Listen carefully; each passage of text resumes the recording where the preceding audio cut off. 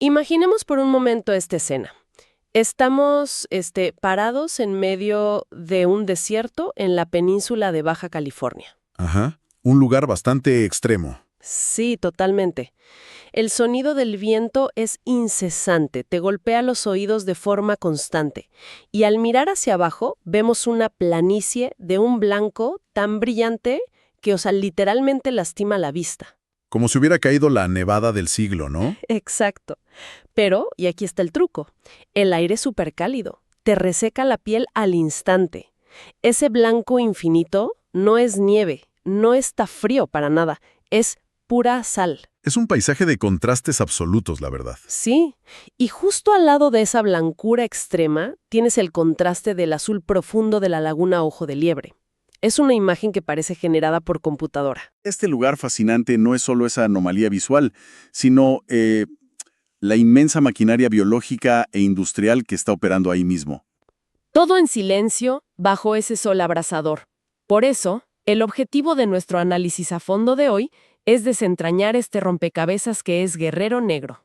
Que es un tema interesantísimo. Muchísimo. Vamos a rastrear cómo este rincón tan inhóspito pasó de ser el sitio de un naufragio trágico a convertirse en la salina a cielo abierto más grande del mundo, operada por Exportadora de Sal o ESS. Y las fuentes que revisamos para este análisis son un cruce rarísimo de disciplinas. Sí, tenemos de todo un poco. Exacto. Tenemos historia marítima del siglo XIX, química molecular, logística naviera global y, biología de conservación. Todo convergiendo en un solo punto en el mapa. El famoso paralelo 28. Así es. Ok, vamos a desglosar esto.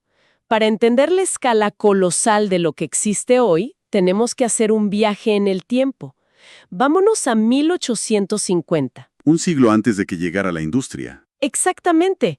Resulta que el nombre de Guerrero Negro, no viene de una leyenda local ni de un líder militar indígena como uno pensaría. Viene de un barco. El origen tiene un tinte muy oscuro, de hecho. Proviene del Black Warrior, un barco ballenero estadounidense. Claro, en esa época cazaban ballenas para sacar aceite. Sí, para iluminar las ciudades. Y este barco llegó buscando cazar ballenas grises y terminó encallando. Naufragó en estas aguas traicioneras. El barco fue devorado por la arena, pero, le dejó su nombre traducido a la región. Guerrero Negro. Y esa desolación fue lo que mantuvo el lugar casi intacto por 100 años, hasta que damos un salto a 1954. Ahí es cuando entra Daniel Ludwig. Ajá, un magnate naviero estadounidense, donde todos veían un desierto yermo, sin agua potable. Él vio una oportunidad multimillonaria. Leyendo los textos parece que este tipo no llegó ahí por accidente, ¿verdad? No, para nada. Ludwig tenía un mapa y un modelo de negocio muy claro. Él entendió la ciencia detrás del paralelo 28. O sea, buscaba una receta climática específica. Exacto. Para producir sal marina a escala global por evaporación, el agua de mar es lo de menos. Lo que necesitas es un motor climático implacable. ¿Y qué implica ese motor? Primero, radiación solar altísima casi todo el año. Segundo, lluvia casi nula. En Guerrero Negro llueve menos de 100 milímetros al año. ¡Wow! Nada. Me imagino que si llueve se arruina todo. Claro, se disuelve la cosecha y pierdes el año. Y tercero, geología. Necesita suelos arcillosos impermeables, de forma natural, para que la salmuera no se filtre al subsuelo. Y aquí es donde me voló la cabeza un cuarto elemento. Leyendo sobre la física del proceso, yo me imaginaba a Guerrero Negro como un horno deshidratador gigante. Es una buena analogía. Porque tienes el calor del sol, obvio. Pero preguntaba yo, ¿la naturaleza ya hacía el trabajo antes de las máquinas? Porque sin el viento constante, la humedad se quedaría ahí estancada, ¿cierto? Es un principio termodinámico fundamental. Cuando el sol calienta el agua, se evapora y crea una capa límite de humedad justo encima de la laguna. Una capa invisible. Sí. Y si esa capa no se mueve, la evaporación se detiene drásticamente, porque el aire ya no absorbe más agua. Ah, y ahí entran los vientos. Exactamente. Los vientos alisios del noroeste actúan como una barredora gigante, una esponja invisible que empuja esa humedad hacia el desierto. Esto permite evaporar agua las 24 horas. O sea, el humano solo aceleró lo que la laguna Ojo de Liebre ya hacía sola. Totalmente. Ludwig solo diseñó la ingeniería para escalarlo. Y escalar es quedarse corto. Producen más de 8 millones de toneladas anuales. El proceso es masivo. Primero bombean agua a 33,000 hectáreas de vasos de evaporación. Una superficie del tamaño de una ciudad. Literal. Luego esa salmuera pasa a los cristalizadores. Y ahí entra la maquinaria. Las fuentes describen unos camiones, los DART, que son absurdos. Pesan 160 toneladas. Son leviatanes mecánicos. Para que te des una idea, las llantas miden más de 3 metros. Espera, entonces aquí te tengo que cuestionar algo. Con estos monstruos de diésel no podemos llamar a esto minería tradicional, ¿verdad? Aunque digan que es ecológico. Hay un matiz crítico ahí. Cuando dicen que es limpio, lo comparan con la minería extractiva tradicional. En una mina de tajo abierto, dinamitas montañas, usas cianuro, generas presas tóxicas. Claro, es súper destructivo. Pero en Guerrero Negro, separas la sal del agua con sol y viento. No hay explosivos ni químicos agresivos inyectados al suelo. Y devuelven salmuera natural al mar. O sea, la extracción en sí es distinta, aunque los camiones contaminen. Exacto. Y fíjate, leyendo sobre estos camiones, me surgió otra duda. Si pesan como un edificio, ¿cómo no se hunden en el lodo de la laguna? Ah, ese es un detalle increíble. Resulta que la sal cristalizada forma una costra durísima como concreto. Básicamente hacen carreteras de sal para transitar y raspar el mineral. Es como cultivar un campo de trigo, pero de cristal sólido. La analogía agrícola es muy precisa. Se cultiva y se cosecha.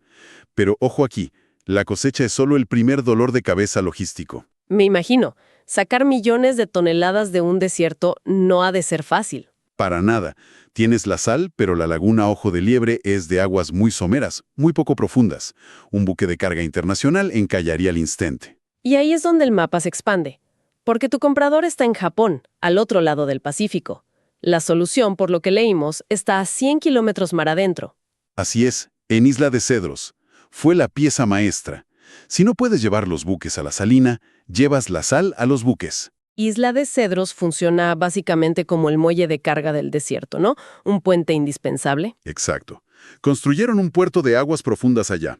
Usan barcazas pequeñas para llevar la sal desde Guerrero Negro hasta la isla, en un flujo ininterrumpido. Y la isla en sí tiene una historia tremenda. Los indígenas cochimís la llamaban Huachidre. Luego Francisco de Ulloa la bautizó así en 1539 por unos árboles que confundió con cedros. Sí, y tiene especies endémicas súper raras, como el venado bura. Ajá, pero hoy en día convive con monstruos navales. Totalmente. Si conectamos esto con el panorama general, la batimetría de Isla de Cedros permite atracar buques graneleros tipo Capesize. ¿Y qué tan grandes son? Gigantescos. Cargan hasta 180,000 toneladas de sal por viaje. En este negocio, la economía de escala lo es todo. Esa eficiencia logística es lo que consolida a México como líder en el Pacífico. ¡Wow! Y aquí es donde se pone realmente interesante. Porque, a ver, uno piensa en sal y se imagina el salero de la mesa. Claro, el consumo humano. Pero eso es estadísticamente irrelevante aquí. Esta sal tiene una pureza del 99.7%. Se va para uso industrial en Asia, sobre todo a Japón, para producir cloro y sosa cáustica. Esenciales para el PVC, plásticos, papel. Es el motor invisible de la civilización. Sí, pero hay otro uso que me dejó pensando. El invierno en Norteamérica. Gran parte de esta sal va a Canadá y Estados Unidos para el deshielo de carreteras. Un uso vital para la seguridad vial. Y me fascina porque... A ver, ¿cómo funciona? La sal no está caliente, no derrite el hielo como fuego. ¿Cómo engaña la sal al agua para que no se congele? Bueno, no genera calor, no. Opera por un principio químico llamado descenso crioscópico. Suena complicado. Un poco, pero la idea es simple. El agua se congela a 0 grados Celsius formando cristales de hielo. Pero si esparces sal, los iones de sodio y cloro se separan. Y se meten en el camino de las moléculas de agua. Exacto. Interfieren físicamente. Estorban. Entonces el agua necesita temperaturas mucho más bajas, hasta menos 21 grados para poder congelarse. O sea que a menos 10 grados, la calle no tiene hielo mortal, sino agua súper fría. Así es. Y eso reduce los accidentes viales invernales en un 80%. Salva miles de vidas. Es loquísimo pensar que esa sal salió de las mismas lagunas mexicanas donde nacen las ballenas grises. Y eso nos lleva a la paradoja ambiental. Tienes esta industria gigantesca, camiones, barcos. En cualquier otro lado esto sería un desastre ecológico. Zonas muertas garantizadas. Sí, pero Guerrero Negro opera dentro de la reserva de la biosfera El Vizcaíno, patrimonio de la humanidad. Y la reina de ahí es la ballena gris. Nadan 10.000 kilómetros desde el Ártico solo para parir en estas lagunas hipersalinas, porque la salinidad ayuda a los ballenatos a flotar. La biología aprovechando la química. Pero ojo, la historia no siempre fue bonita. En el siglo XIX, el capitán Scammon las cazaba casi hasta la extinción ahí mismo. Fue una masacre. Y hoy el contraste es brutal. Las fuentes detallan que SAS tiene protocolos estrictos para no dañarlas. Logística sometida a la ecología.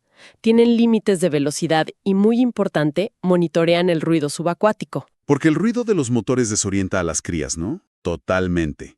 Han tenido que desviar rutas para garantizar pasillos silenciosos. Y lo fascinante aquí es el resultado de eso, el fenómeno de la ballena amistosa. Resulta que las ballenas ahora buscan el contacto humano de forma voluntaria. Es increíble. Las madres empujan a sus crías hacia las pangas de turistas para que las acaricien, a pocos kilómetros de la maquinaria pesada. Algunos científicos lo ven como un perdón histórico. Es poético. Lo es, y demuestra la resiliencia de la naturaleza cuando la industria mitiga su impacto. Y no solo pasa en el agua. La salinera creó accidentalmente un ecosistema en el desierto. O sea, un resort 5 estrellas con buffet incluido para millones de aves migratorias. Sí, las 33.000 hectáreas de evaporación están llenas de un pequeño crustáceo, la Artemia salina. Un banquete para las aves que vienen de Alaska. Y encima, la empresa apoya la conservación de especies terrestres como el berrendo peninsular. Entonces, ¿qué significa todo esto? Que detrás de los barcos y las ballenas hay una comunidad humana, un pueblo entero que moldeó su vida en torno a la sal. Guerrero Negro nació en los años 50 como un típico company town, un pueblo de compañía. La empresa proveía absolutamente todo. Agua, luz, casas, dependencia total. Pero la cultura evolucionó. Hoy son más de 15.000 habitantes, con universidades y familias que han trabajado en esa por generaciones. Y sufrieron un cambio de chip en los 90, cuando se canceló un megaproyecto de expansión llamado Salitrales de San Ignacio por presión ambiental. Fue un golpe duro, sí. Pero les enseñó que el ecoturismo era vital. Proteger a las ballenas se volvió tan importante como cosechar sal. Es una identidad compartida ahora. Y esa evolución del pueblo refleja la de la empresa. En 1973, México compra el 51% de esa, y la japonesa Mitsubishi se queda con el resto. Sí, una asociación que les abría el mercado asiático. Exacto, pero los tiempos cambian. Llegamos a un hito reportado este año. En febrero de 2024, el gobierno de México adquirió el 100% de las acciones. Ahora esa es una empresa paraestatal, propiedad exclusiva de la nación. Y el objetivo, según los reportes, es retener la renta minera en la región. Pasó de ser un campamento extranjero a un motor económico soberano que impulsa a toda la región de Baja California Sur. Un cambio inmenso. Y bueno, para ir cerrando este análisis, Guerrero Negro es, sin duda, el triunfo del esfuerzo humano sobre la aridez extrema. Es un modelo rarísimo de cómo la gran industria y la vida silvestre no tienen que ser enemigos a muerte. Es una lección de coexistencia. Definitivamente. Agradecemos muchísimo a quienes nos escuchan por acompañarnos en este análisis a fondo que ha estado lleno de sorpresas. Sí, y yo quisiera dejar a nuestra audiencia con una última reflexión, basándome en la ciencia que discutimos. A ver, cuéntanos. Sabiendo que esa depende absolutamente de esta anomalía climática perfecta, con precipitaciones casi nulas y vientos alisios constantes en el paralelo 28, ¿qué va a pasar ahora con el cambio climático global? Si los vientos cambian de dirección o las lluvias aumentan, ¿cómo se va a adaptar esta gigantesca fábrica del sol en el futuro? ¡Wow! Es una gran pregunta para llevarnos a casa y reflexionar. Sí. Porque el equilibrio es muy, muy frágil. Gracias de nuevo por acompañarnos y nos escuchamos en nuestro próximo análisis a fondo.